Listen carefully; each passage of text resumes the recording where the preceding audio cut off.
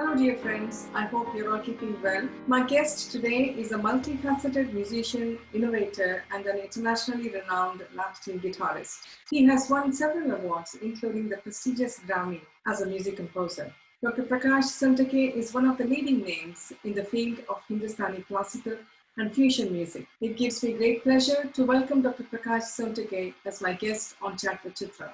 Namaste, Prakash ji. It's my great honor to have you on Chat with Chitra today. You are one of the leading names in the Hindustani and fusion style of music. And you're one of the very few people who play the Hawaiian slide guitar. Where do you draw your inspiration from? Why slide guitar? Yeah. Actually, my mother used to play the slide, and she was the disciple of Pandit Lalmani Mishra. And I can say that she was one of the pioneers in terms of slide guitar. Being a woman, I think the first lady slide guitar artist of this country, technically speaking. But she did not take, the fact that she wanted to become a performing artist by itself. She didn't take that seriously. And my father was also a musician. They both were musicians. There's music at home in plenty, but the sound of the slide somewhat felt to me like it reflected with my own personal, my personality, I can say, because I was not the kind of, I was not a very outgoing and loud kind of a boy. I was very like slightly withdrawn and I'm a quiet observer, I would say, about myself. That's how I was in the younger days. And I thought that the slide also felt to me like an instrument which spoke more about the inner voice rather than assess or profess its outer voice. So I felt that the instrument's inner sounds were much, much more deeper than what was being heard outside. Like what happens in a sitar is, "Pnaw, pnaw, pnaw." If you listen to the twang of the sitar is almost 80% outside sound. The instrument doesn't have much of an internal sound. But the guitar, to me, always was full of mystery because outside on a mic, you might hear the guitar very less. But if you go closer to the guitar and you feel there's a huge amount of sound reverberating within the instrument. So that kind of drew me inside. And, when I started learning the Hawaiian guitar from my mother, something very interesting happened within, I think, a week or two. I had a chance to listen to Pink Floyd. And when I heard Pink Floyd playing the same instrument in a completely different culture with such a beautiful, something very broody, lamenty, at the same time very powerful as an emotion, that instrument became much more mystical and mysterious and charming for me. So I was very drawn to it, like saying, okay, I have to do something with this instrument because it's so powerful that like I think that was the basic reason why the charm became unbearable for me to say no to the slide. So kind of the slide took to me and I took to the slide very naturally. I never went to play the sitar or any other instrument. Of course, my dad used to play the violin, so because of that, naturally I was playing violin also. So there was a effect of the learning of the violin and the vocal onto the slide because I directly translated whatever I learned through vocal or through the violin directly into the slide. Your mother was your guru. Yeah, my father and mother, both of them, yes. Oh, right. And my mother was a very good slide guitarist. Not only slide guitarist, she used to play around 25 to 30 different instruments, Fantastic. like, yeah, so Jal Tarang, Kashta Tarang, Lauha Tarang, Sarangi, Santur, Tabla, Dilruba, and name an instrument, and it was there in our house. Every instrument was there, and my childhood was just spent playing more with these kind of instruments, just fooling around, like not structured learning, like, okay, sit down 8 hours, you have to practice. That was never happening in my house. I was just given a lot of freedom. My parents are very, very liberal and free. So I was having a ball of the time, just playing with whatever I felt like. Kabhi kisi din gana hai, just singing one day, playing only slide guitar, suddenly one day picking up the sarangi, picking up the santur. So my time was spent so much with the instrument that I started kind of correlating one instrument to the other. I could hear to the violin on the slide, I could hear to the sitar on the violin, the harmonium on something else. So this correlation became a very complex mind game inside my head. Right. It is so amazing, but amidst so many different musical instruments, and you had, the perfect instrument of your liking, and you have adapted a Gayaki style with the slide guitar. what is a slide guitar? I will even show you a slide guitar and I'll play a little bit and show that whole idea. Fantastic. Yeah. So structurally, if you look at it, like any other guitar, of course, this has a lot of other structural designs also. Like this has got some additional strings. So this is like the third of strings, like.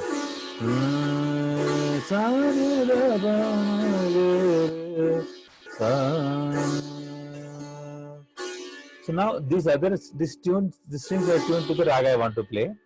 And if you look at this on this horizontally a little bit, then you can see that there's a gap of almost an inch between the string and the board. Yeah. Between the string and the board is a 1 inch gap, which means to say this guitar cannot be possibly played by fingers at all.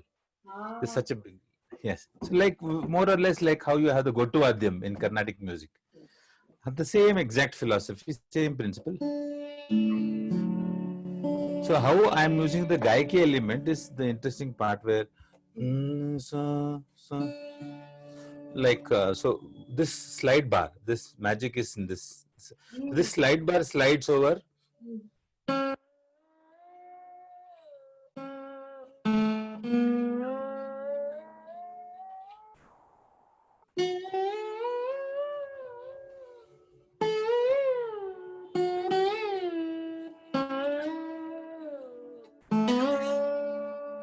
This is in like infinite setting.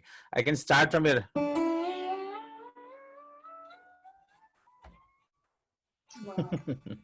So it has infinite sustain, yeah. So now like when we talk about the Hindustani guy,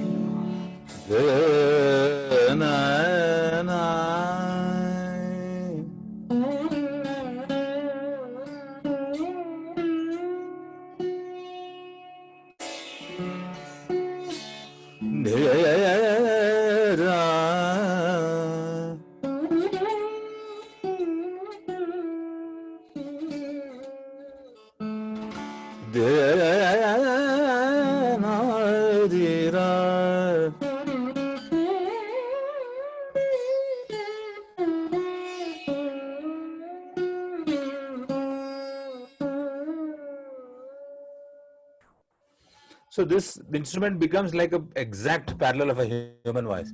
Piya ke nazariya, jadoo bari piya ke nazariya.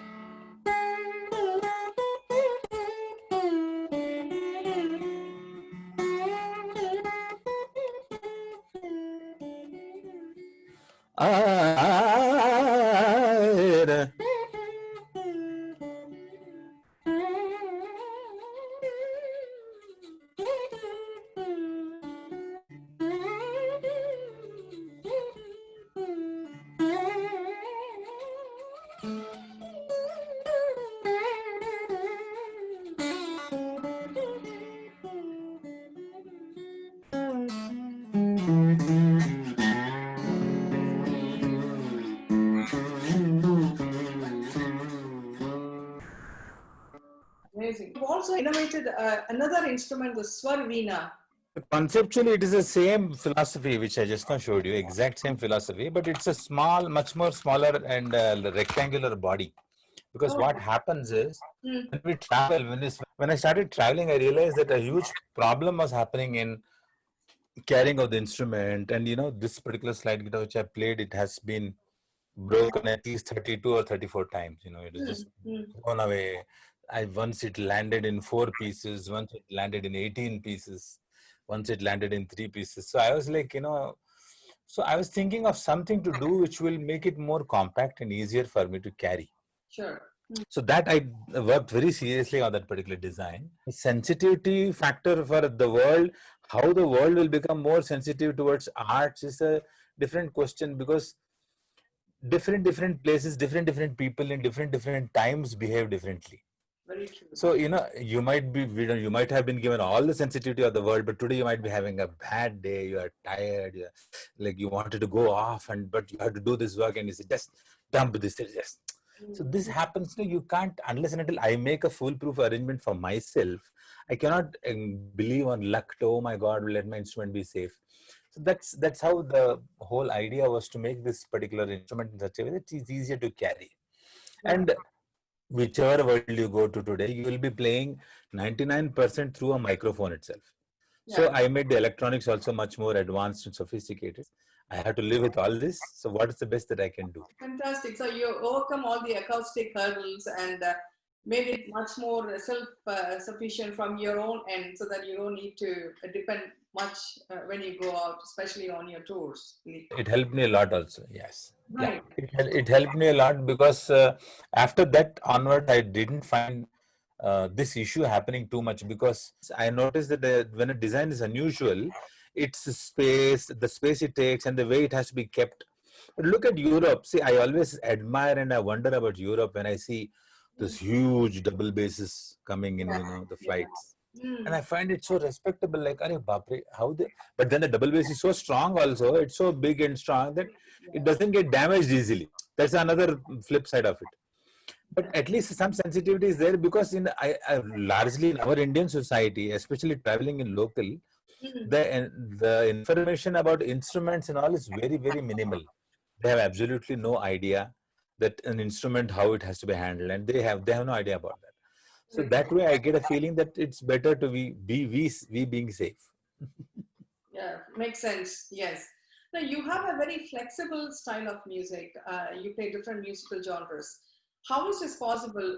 Would you perhaps say it is because of your classical music background? I think, in my opinion, classical background actually opens your mind to everything. It's sometimes I'm sure that you might have come across lots of contrarian views where people say, no, no, no, no, no, I am classically trained, so I am on a much higher level than all this. Mm, So, mm, I mean, this kind of a comparative analysis is the last thing that we need to do for art, because in art, you can never say what is better.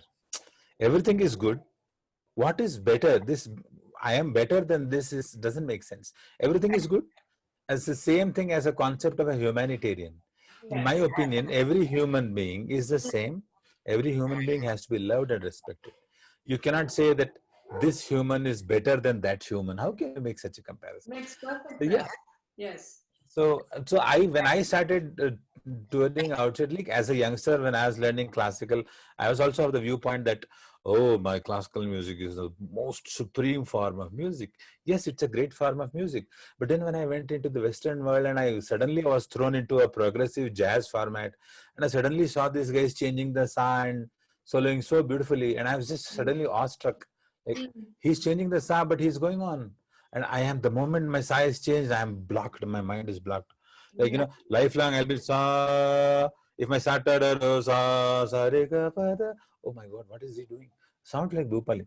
So first two concerts, I had this issue of I couldn't understand what's happening, and then I just opened up my mind. I said, okay, whenever the sa changes, I just change along with the sa.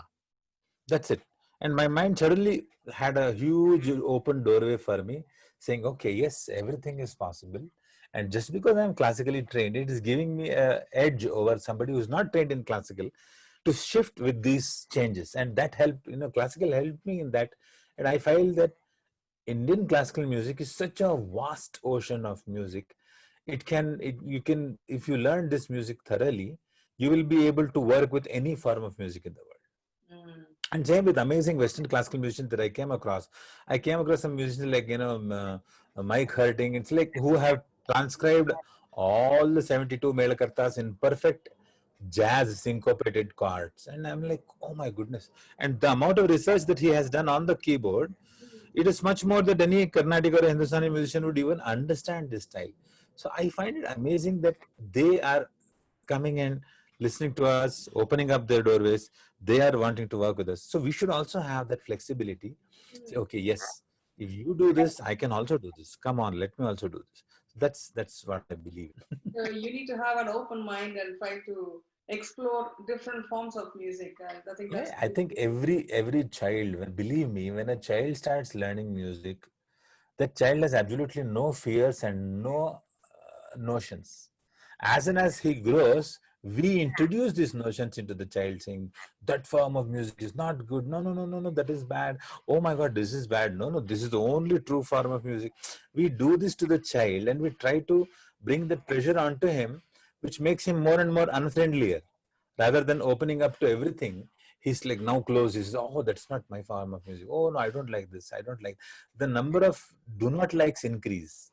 But when you're a child and you know nothing, everything sounds beautiful to you. You go, I face this even now when I go to villages for concerts where people don't know anything about any musical form. They just come and listen with utmost love and devotion. And they get the best because they do not have any preconceived notion about what this music is. Whereas in the city, sometimes I'm very clear, I like only progressive house music. I like only electronics. I like only this. And then when I go to perform there, he'll be like, this is not my liking. So who tells this? Because in music, if somebody doesn't tell you, we don't inform you about genres, you will be listening to every form of music. But when we preconceive this and pack it into your head, oh, this is rock music. So you think, oh my God, my tata and tata cholirunda, rock music like about it's too much of noise. Come on, don't do that. So these preconceived notions are the ones which play against us, because when I listen to any form of music, I just look at the best part of it and I always get the best of it. Believe me, even if I go to watch a child who's performing, who has just learned 2 years, 3 years, 4 years, whatever, I'm sure that if I listen to him with very clean mind, there is something beautiful that he will do, which I have to follow. That's as simple as that. Amazing, amazing. That's very, very insightful, and that's very true. We are rather exposed to different styles of music right from our young age, and it also depends on the parents as such to condition children and to accept every form of music and try to grow along with that and see later on to which particular style they are more adapted, they have a liking. And with our family background, also this will happen. See, if I am from a Indian classical music background family, obviously Indian classical music is max in my house. I'm listening to a lot of Indian classical. So obviously the roots of the Indian classical are already imbibed in my soul. I don't have to really go out to learn Indian classical now. I have heard it and it is a part of me now. So whatever else I listen to will somehow come into the brain and do a synthesis in which I can do a combination of the two. So I feel like, my children, they listen to, we listen to Pat Metheny, we listen to the most best of jazz, we listen to the best of Indian classical, best of Western classical, the best of Coldplay. I'm a great fan of Coldplay, which is that Stone Temple Pilots. I listen to everything. And I feel that I do not want to condition them at any point of time saying that, no, this is not what you should not listen to. I say, listen to everything. And then you'll be surprised when you let them listen to everything, they will come up with surprising amount of things saying that, oh, this is sounding like that, this sounding like in that English song, this was there.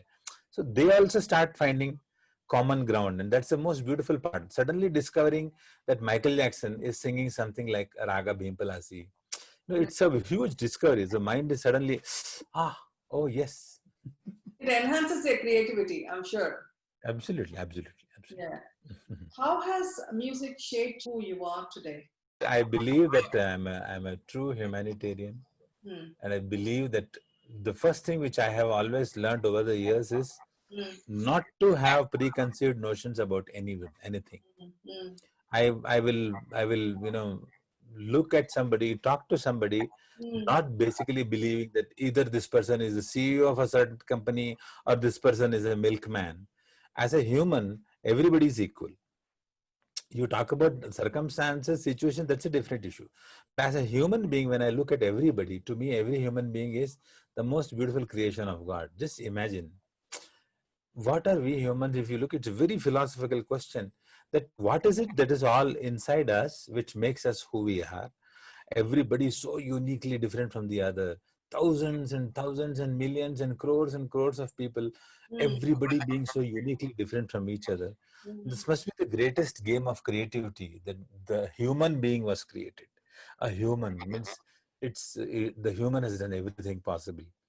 We have tried to know about ourselves. We have tried to go back in the past. We have tried to explore. Means the human being is such a complex computer system. Who could have developed such a complex computer system in such a beautiful format? So that is the greatest joy of a creator, that the creator created something so beautiful. Look at the creation, the land, the water, the animals, the humans. So I feel that as a musician, every little bit of the musicality of my life has helped me to understand and identify that, yes, I am a part of this very huge, complex, but beautiful system. Fantastic. Amazing. That's very, very inspiring. You have won several awards, including the prestigious Grammy. How did this all happen? There is this project called Invisible Strings, which is one of my most favorite projects because it was just pure chance that I come across this person. And actually, physically, we have still not met, though we are part of a beautiful album. Amazing. Amazing. So, yeah. So I meet this guitarist, and there is this interview of mine which was published by a Spanish blog called The 100 Modern Guitarists of Today's Time or something like that. So this interview was read by this great musician from Italy, and he read this, and I think within hours he put out a message for me on Facebook saying that, Prakash, I read the interview, I'm very inspired. I heard you work on ECM. I would like to want to work on an album with you. I said, yeah, means why not? What is stopping us? So I said, how do we go about it? I said, you share some ideas, I will share some ideas. Let's start working back and forth. And then within 2 days, he shares his first musical idea. And we work on it for almost, I think, 3 or 4 months. I would play something on what a track he would send. Then he would add something on it, make some edits, and send it back to me saying, did you like this? Did you like that? And within, I think, 4 months, we made the album. And the album was released by Juno Records. Juno is also a very popular, Rare Noise Records, I think was the company which released it, Rare Noise Records. I was very surprised that it received a huge response, and that was personally very inspiring to me because I never met the musician personally. We never sat next to each other and spoke nothing, but only the music, the conversations happened. And to this day, I get some beautiful reviews saying that this music inspired me. I was very down and I just heard this music and it took me to another world. So these are, because when I sit down with a musician in the studio and we discuss something, it is beautiful, obviously. Yeah. But this is completely only through music. It's very inspiring to think that, yes, we can do something like this without even physically having met each other. And to this day, we have not physically met. Yeah, I'm sure with the technological advancement, such things are actually possible, even though we don't meet in person. What is your thought about music, using it as a holistic approach? It's natural. I think music as a holistic approach already exists because if you look at it from the very, let us say, go back to the past, talking about those days when we were ruled by kings, the only communication with the kings used to have with the laymen and the people outside was through the appreciation of arts. A king would become a respectable king only when he showed to the world that he had appreciation for arts, and then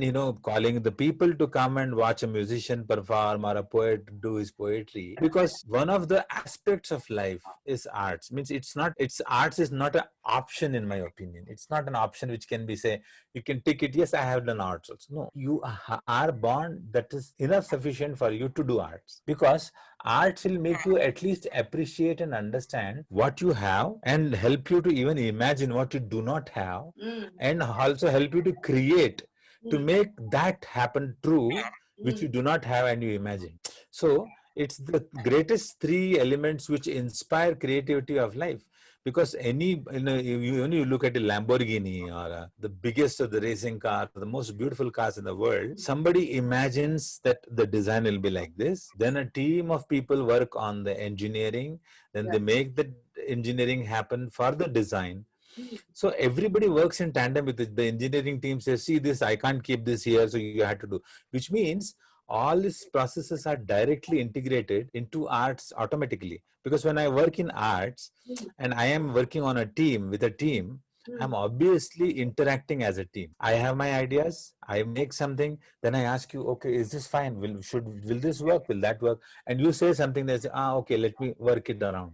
So this is possible only when you have art, which basically means to say teamwork, humanitarianism, all come through arts automatically. And you're talking about the most commercial project called Lamborghini. So the commercial world doesn't need to think that our commercial world, our commerce, our mathematics has got nothing to do with arts. Absolutely not. They have to bring in arts at every step of their life, because only then will a product be a a product fulfilled, because you cannot tell somebody statistics. I have got 20,000 revs in this car, so you will buy it. No, you won't buy it unless and until you see the car beautiful. You see, oh, how beautiful it is. Look at this design. Look at the design brings you closer to understand everything else. So, an art is the only essence which will give you the joy of experiencing what you have not seen. Amazingly put. Now, we all speak about success. Now, what, in your opinion, is the right amount of knowledge or content for any person to claim that he or she is a success or they have had a positive breakthrough? To measure success in very simple words is, how happy am I doing what I am doing, and am I able to transfer my happiness or share it with others and inspire them also to feel happy like me. Usually it so happens that when we are living and we talk about commercial success, how successful are you? Well, I made $1 billion, I made £1 billion, and that is success at one point of time. But you look at it today, when this COVID has happened, a very stark reality of life has come to face. How much money I have, there is no connection of that to happiness. Very true. Yeah. How much ever billions I have, suddenly tomorrow they'll say I have COVID. I am nobody. Means the COVID doesn't know who is a billionaire, who is a milk seller. No, it doesn't know that. So none of the forces of nature at any point of time consider what the world might consider as a materialistic success. If I have been able to transfer some happiness, a little bit of happiness also from my own perspective of life to somebody, so I feel that is a much, much greater measure of success. Very true. And I think success for each one of us is a very relative term. But as a musician, I feel, yes, what you have said is absolutely inspiring, and it is very true. If we are able to make a person happy through our music, and I think we have achieved great success through that. You have established a music school, Yes. Hindustani Sangeet Vidyapeeth. See, Hindustani Sangeet Vidyapeeth was in full swing till I think 2003, 2004. I have always been using the Hindustani Sangeet Vidyapeeth, has done a couple of very big world music festivals. We're all on the basis of know-how, because I know so many musicians because of my profession. So I have been doing these things gradually in form of small projects. So every year I'll bring 1 or 2 very big projects which I do, which will bring out the best of these musical collaborations which I do with people. And I believe that these collaborations going out into the society is another form of natural awareness, because our societies, especially the Hindustani Classical Music Society, its approach to the instrumental music is very minimal. Right. We have 10,000 singers and maybe 1/4 of an instrumental musician. Minimal. Not even 10,000, I should say 10 lakhs.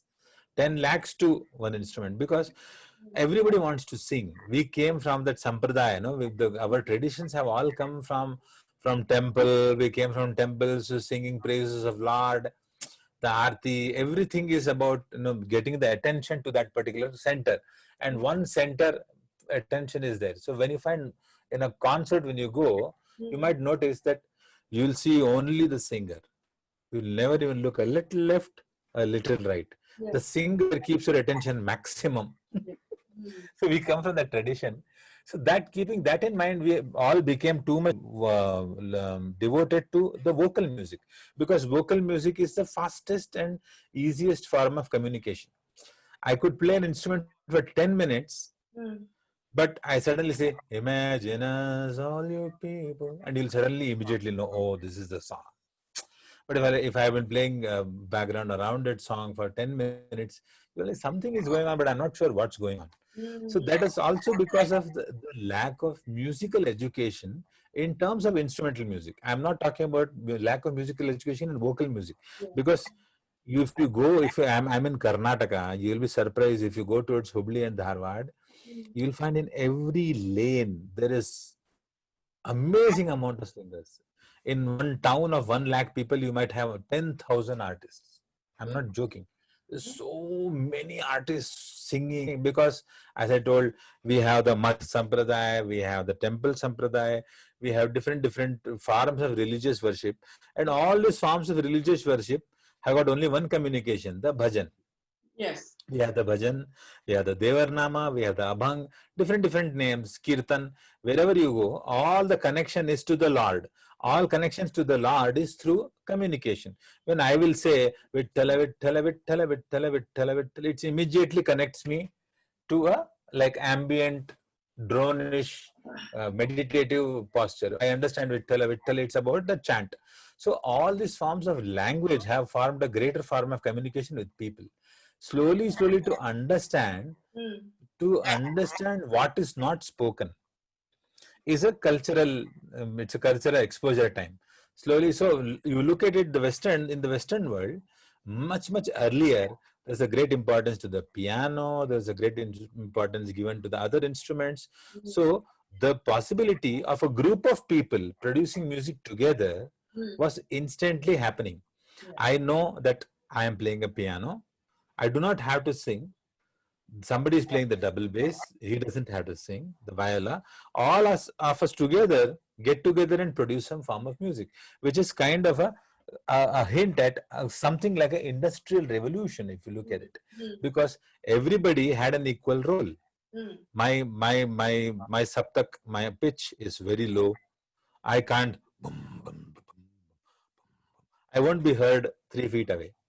So I do only this. The other guy, see, so everybody got together there. Now here what happened? Everything is through communication of word of mouth. So only when you say Vittala Vittala, I know.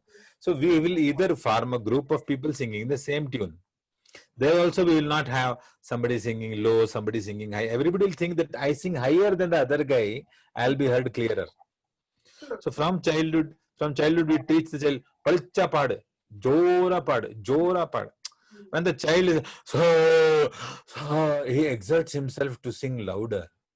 Which in turn, in my opinion, is not a great thing, but it has happened like that. We don't even know people have been singing so loudly over the years, and then after certain years you realize that I can't sing anymore.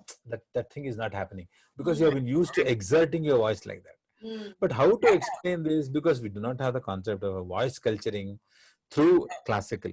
If I say voice culture, it basically means I had to go into the symphonic world, I had to go into choral singing, but nothing to do with Indian classical music. It is not true. So the Indian classical voice culture will again make people realize about the different existing octaves of nature.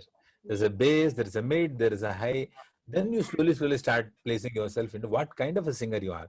You will never find a Hindustani or Carnatic singer saying that, I am the slightly higher pitch singing types.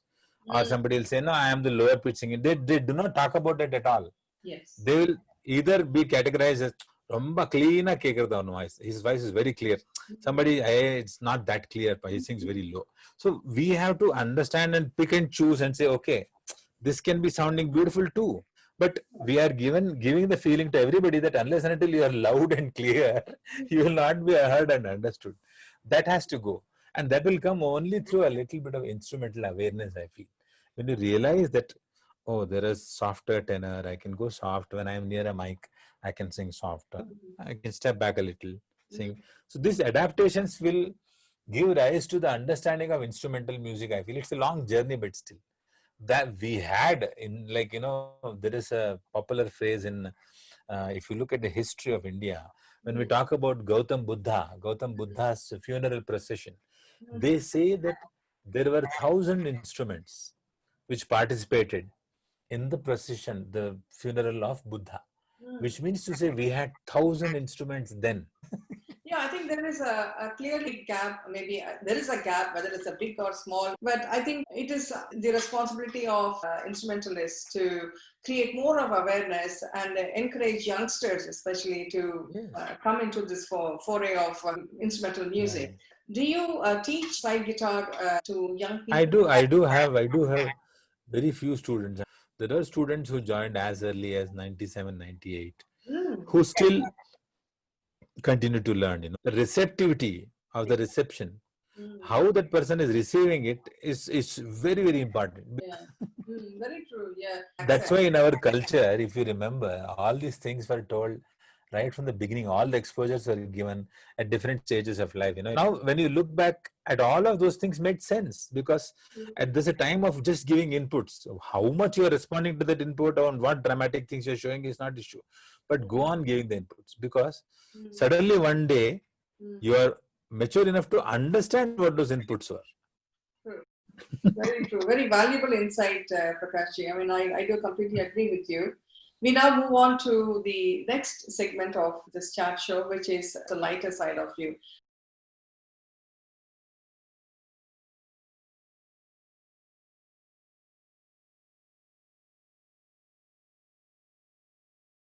What kind of a person are you?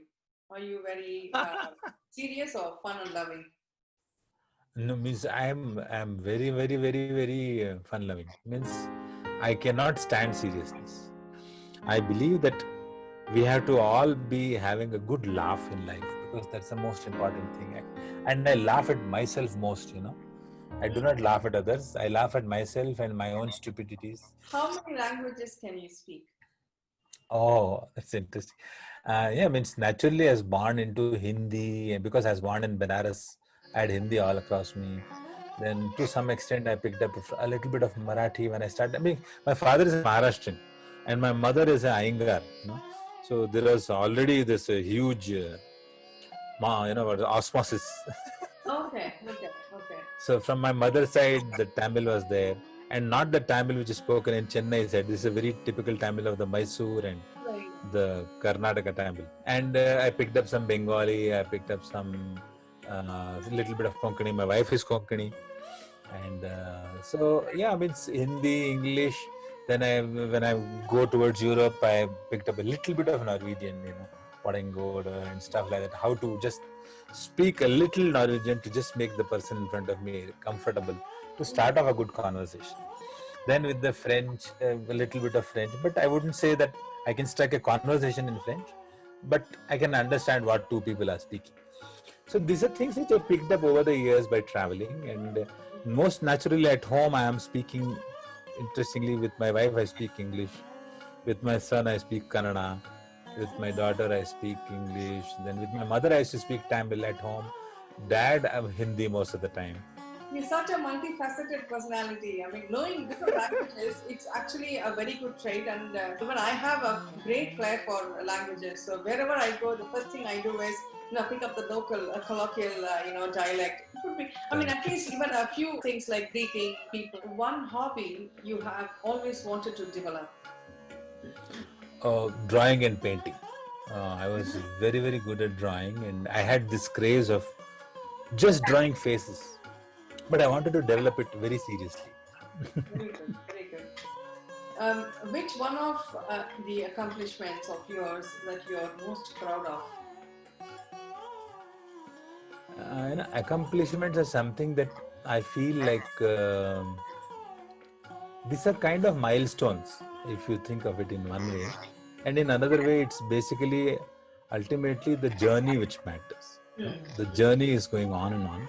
Accomplishments at some point of time make others get aware of your journey. That's all. It means, like, somebody knows Grammy, they think, oh, Grammy is the biggest. So suddenly for them, they're like, oh, Grammy, oh, Prakash Rao is Grammy. Like, okay, that's one factor. But for somebody who doesn't know a Grammy, what a Grammy is, it's irrelevant. Yes. But only because the name comes out in that context, that from somebody from some other profession comes in. So like that, different accomplishments happen at different point of time. But I feel all this ultimately has to add to the fact that tomorrow morning when you have to go and stand in the line to get milk near your house, doesn't matter what you have. You have a Grammy or you don't have a Grammy, it's the same. Because the guy whom you have to stop for the auto, say, it's not if you tell him that I am a Grammy award winner, he's not going to change his direction. Here in India, autos will go wherever they want. They won't take you. Very true. Yeah.